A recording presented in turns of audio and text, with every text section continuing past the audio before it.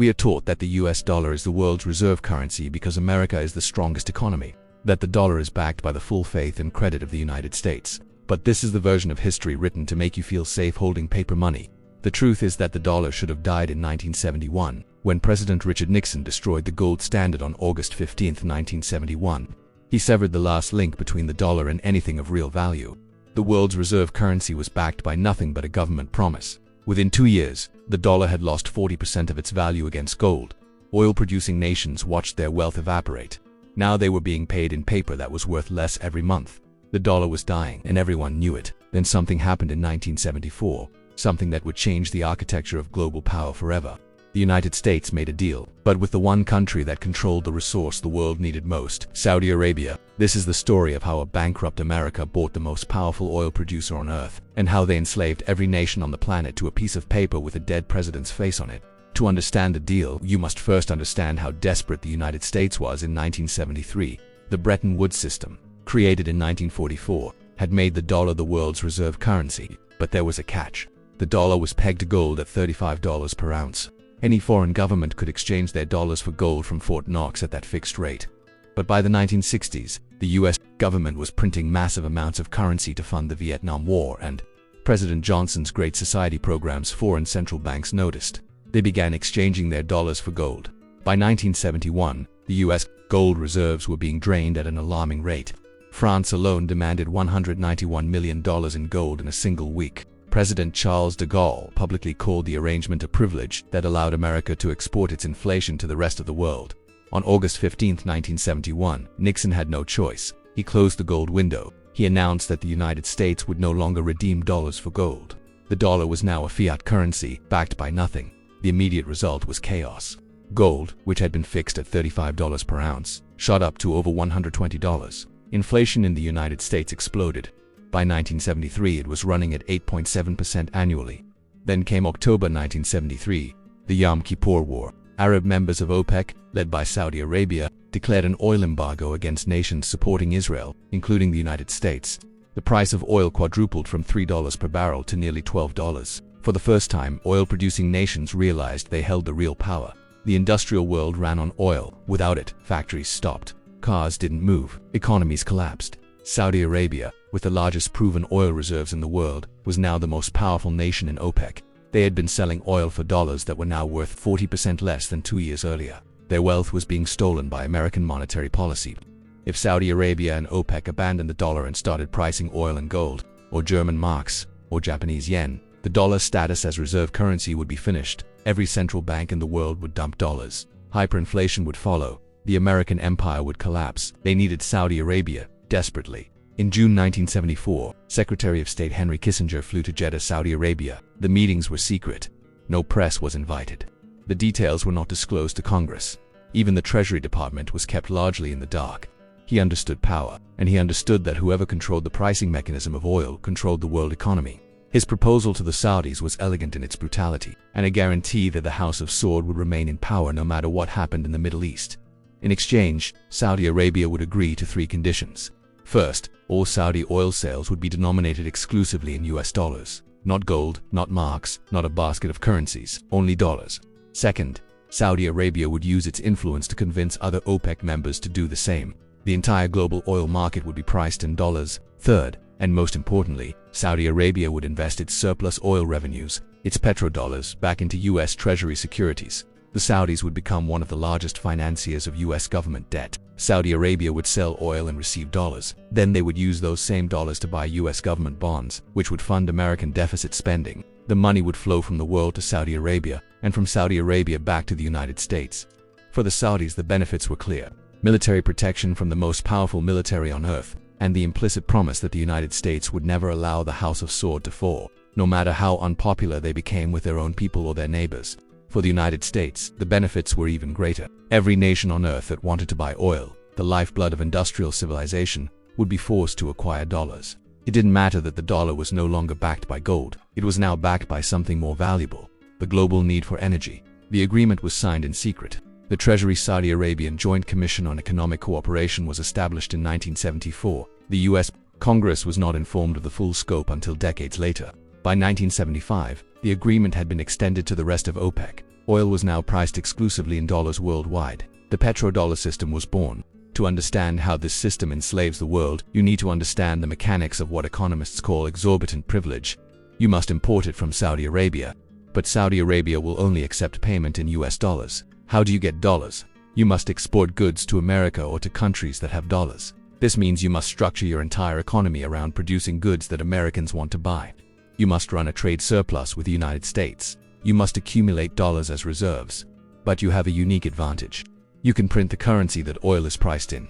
You don't need to export anything to Saudi Arabia to get dollars. You simply create them. When Saudi Arabia sells you oil, they receive your dollars. Then, because of the 1974 agreement, they take those dollars and buy your government debt. You are paying for real resources with paper you printed. You can live beyond your means forever as long as the system holds. Every other nation must produce to consume. America can simply print. But the system has a darker side. Because the dollar is the only currency that can purchase oil, every nation must hold large dollar reserves. This means that every nation on earth is lending money to the US government whether they want to or not. China, Japan, Germany, South Korea. If they want to buy oil, they must hold dollars. And if they hold dollars, the safest place to store them is in treasury bonds. This creates a trap. The more successful an economy is at exporting to the United States, the more dollars it accumulates. The more dollars it accumulates, the more it must lend to the US government by buying treasury bonds. The more treasury bonds it owns, the more exposed it becomes to US monetary policy. If the US Federal Reserve prints money and devalues the dollar, your treasury holdings lose value. But you cannot dump them. If you try to sell your treasuries all at once, the price collapses and you lose even more. You are trapped holding depreciating assets with no way out.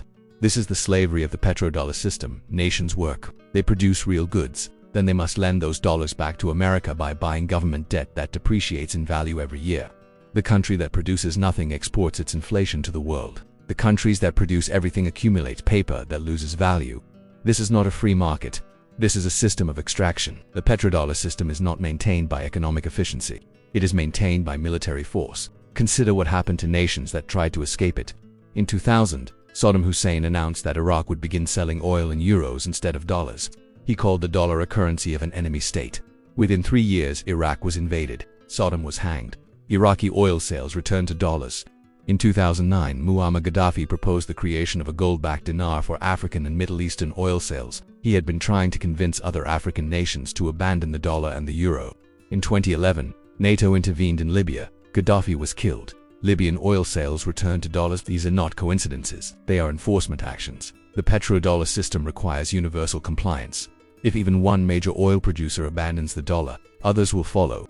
The artificial demand for dollars will collapse. The ability of the United States to run trillion-dollar deficits will evaporate. This is why the US military budget is larger than the next 10 countries combined. It is why America maintains over 800 military bases in more than 70 countries. It is why the Fifth Fleet is permanently stationed in the Persian Gulf. The dollar is not backed by gold. It is backed by aircraft carriers. The 1974 deal with Saudi Arabia included a secret clause. The details were classified for decades, but what we know is this. The United States agreed to provide unlimited military support to defend the Kingdom of Saudi Arabia from external and internal threats. This is why, when 15 of the 19 hijackers on September 11, 2001 were Saudi nationals, the United States invaded Afghanistan and Iraq instead of Saudi Arabia. This is why, when Saudi Arabia executed 47 people in a single day in 2016, including a prominent Shia cleric sparking international outrage, the US said nothing. The relationship is not about democracy or human rights, it is about the dollar. Saudi Arabia keeps oil priced in dollars. In exchange, America keeps the House of Sword in power. That is the deal. That is the arrangement that underpins the global financial system. The petrodollar system allowed the United States to run deficits that would bankrupt any other nation. In 1974, the US national debt was $475 billion. Today it is $36 trillion.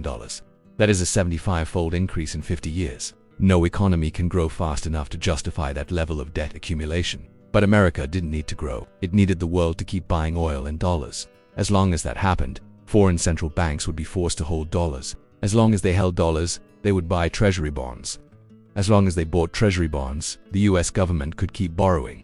The trade deficit followed the same pattern. In 1975, the US trade deficit was $9 billion. Today it exceeds $800 billion annually. America imports far more than it exports. It consumes more than it produces.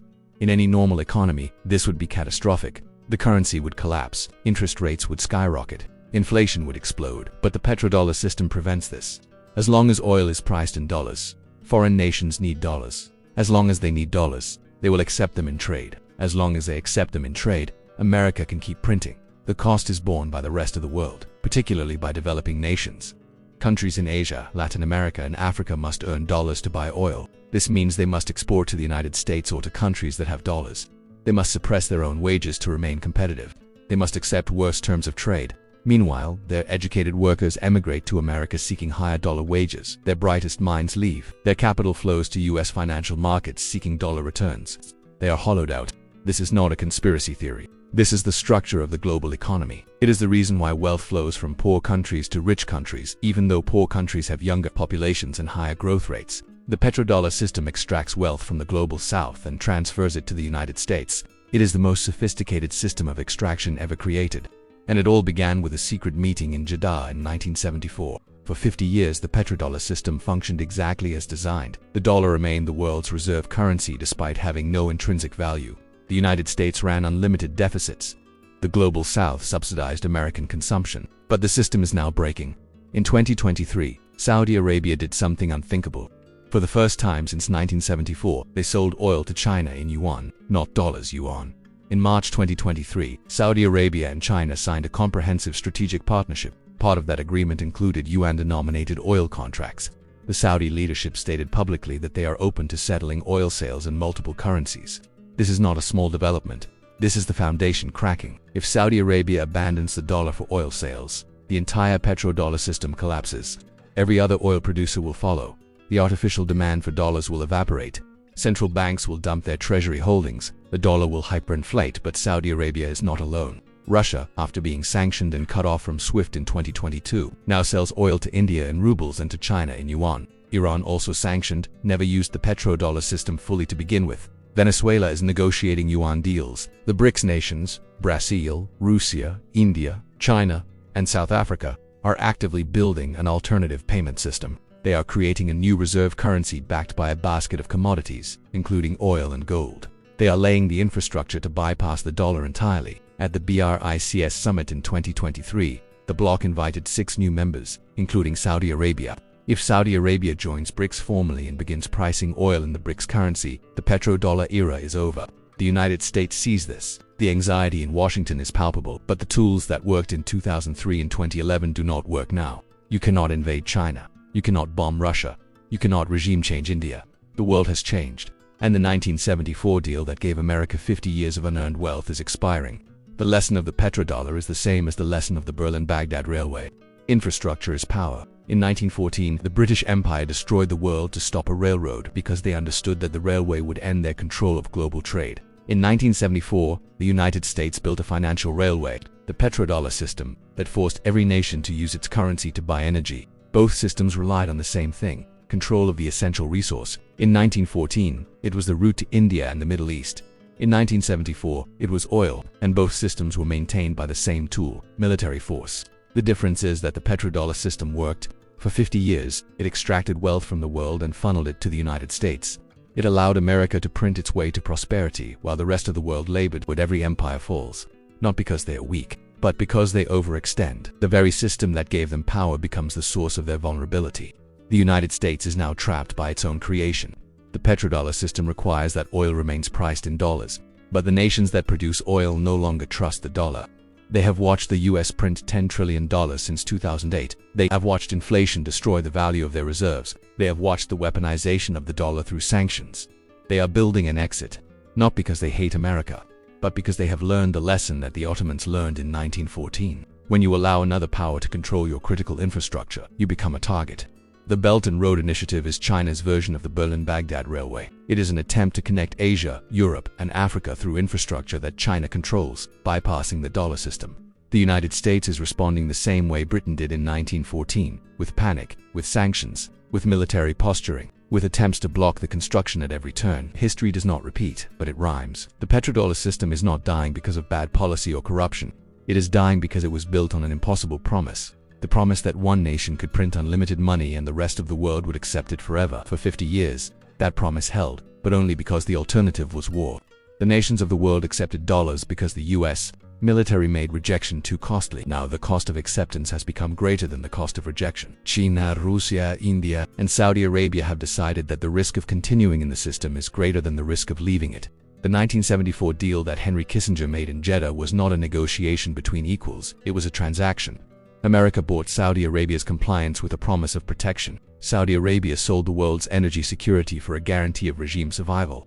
But deals made under duress do not last forever. The world that made the petrodollar necessary in 1974 no longer exists. The world that kept it functioning for 50 years is disappearing. And when the petrodollar dies, the American empire dies with it. Not because America is weak, but because the system that allowed it to live beyond its means will no longer function. The deal that made paper money king is the deal that will destroy it. The slavery that began in 1974 is ending, and the world that emerges from its collapse will be unrecognizable to anyone alive today. This is Decoded Economics. Subscribe to see the future before it arrives.